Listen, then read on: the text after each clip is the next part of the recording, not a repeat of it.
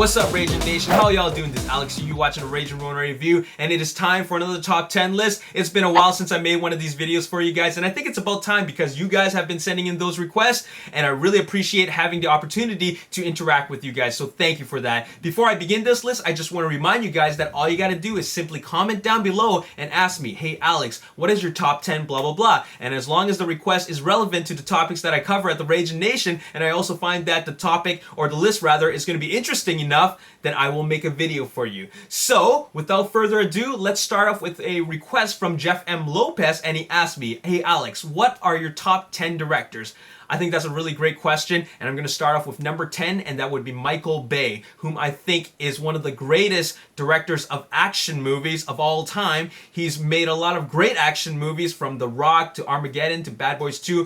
While these movies might not be really, positively reviewed, you gotta admit that the action sequences are amazing and really spectacular. That's what he likes to do. He likes to create grand spectacles, and I really appreciate that. So I gotta say that his best movie is The Rock, and my favorite film from him is the 2007 Transformers film. So there you have it. Number 9 would be another Michael by the name of Michael Mann. I think he crafts really great, serious crime thrillers, with action in them. I loved Heat, I love Collateral, and I honestly think that Miami Vice is kind of underrated, okay? A lot of people didn't like that movie, but I actually liked it after watching it a couple more times. Now let's get on with number 8, and that would be David Fincher. I have to say that I have almost liked 90% of the movies that he's done. He makes very dark R-rated films and very violent ones, from like The Game, Seven, Fight Club, Zodiac, the dragon with the green tattoo. I mean, the girl with the green dragon tattoo. Well, you know which one I'm talking about. And also The Social Network, which was also a great film. So he makes some very visceral movies, but he also makes what, at the end of the day, is great storytelling with great characters. So David Fincher is number 8.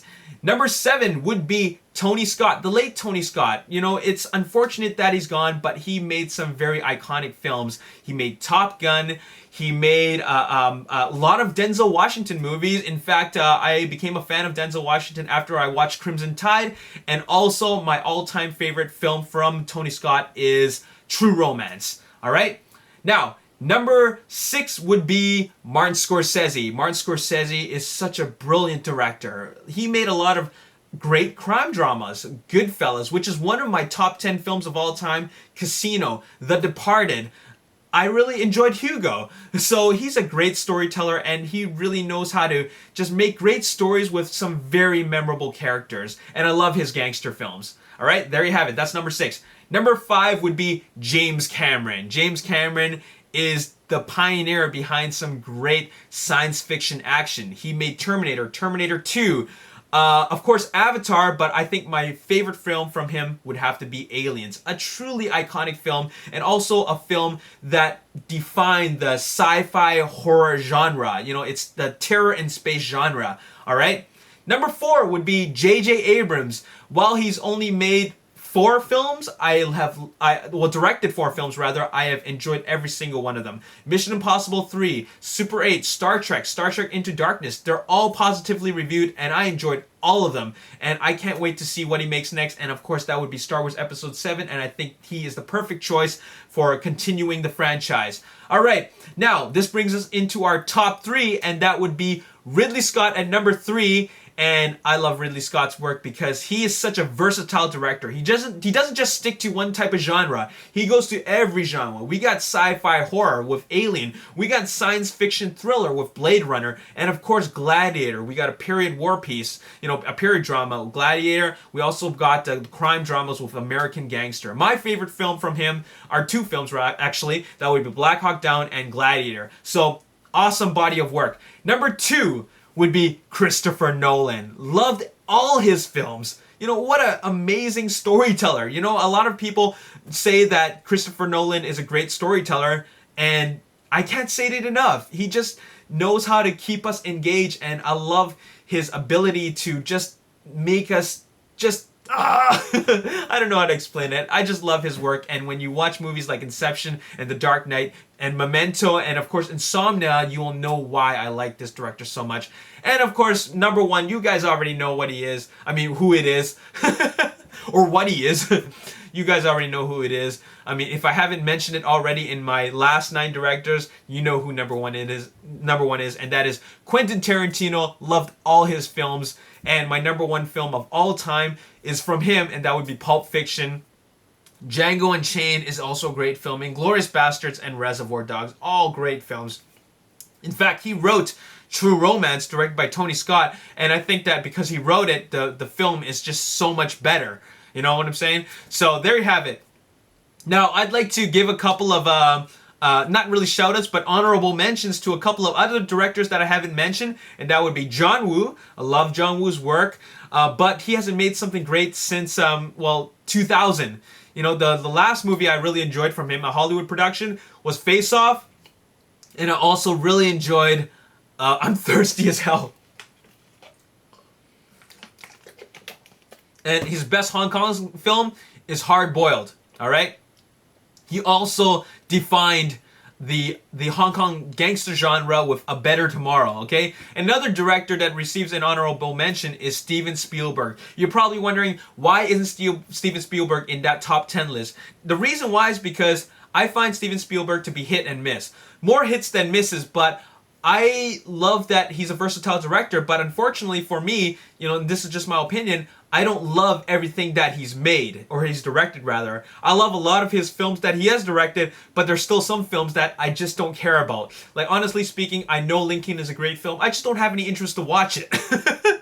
But I love Jurassic Park. I love Catch Me If You Can. The Terminal was great. And, you know, there's so many great films that he's made, but there's also a small handful of films that I really don't care about. So I want to give him an honorable mention, but he isn't on my top 10 list. Another director on my honorable mention list is Zack Snyder. While Sucker Punch was kind of weird and not that great, it was still a very visually great film. And I think that's what Zack Snyder has going for himself. He's a great visual director. I think Man of Steel is going to be a great film. I loved Watchmen and I loved 300, and you know, I think he's a great visionary director. And after Man of Steel, I can't wait to see what he makes next. I will watch all of his films. And finally, the next director that I want to give an honorable mention to is Guillermo del Toro. While I haven't seen Pacific Rim, I have to commend him for his ambitiousness to want to tackle a topic such as kaiju movies, you know, and bringing it into, you know, North America. So that is really ambitious of him. I loved Hellboy 1 and 2. Pan's Labyrinth was also great, and I also loved Blade 2. Now, there are 2 more directors where I want to mention, but the thing is that I won't put them on my list because they've only directed 2 films that I've enjoyed or I have seen. I think Catherine Bigelow is a great director, a superb director. I enjoyed The Hurt Locker, and I think that Zero Dark 30 is a fantastic film. Another director that I think is fantastic is Ben Affleck. While I've only seen The Town and also Argo, I think that what he makes next and also what Catherine Bigelow makes next, if they make another great film, like a third film that I do enjoy, I'm going to have to consider putting them in my top 10 directors list. These are really great filmmakers, and I just have to give them a big shout out. So there you have it. Anyways, that's my top 10 list for you guys. I hope you enjoyed that. And if you want to make another list or if you want to make another request for me, comment down below and get creative, all right? Get creative with your list. And as long as I find it interesting enough, I will make a video for you guys. As always, if you enjoyed this video, hit that like button, subscribe to my YouTube channel, like me on Facebook, The Ragin Nation, and also follow me on Twitter at Ragin Nation. By the way, Transformers 4 is being filmed right now, so if you want to know anything about the production of Transformers 4, make sure you subscribe to my Transformers channel, youtube.com/The Ragin Nation. That would be The Ragin Nation YouTube channel, alright? So make sure you check that out. Anyways, I'm out of here, so I'll see you next time. Peace. Story, okay? Like, he has a big presence, not just physically, but also, like, in a narrative standpoint. Because, you know, he's the guy who wants Owen Shaw taken down. He's the guy who gets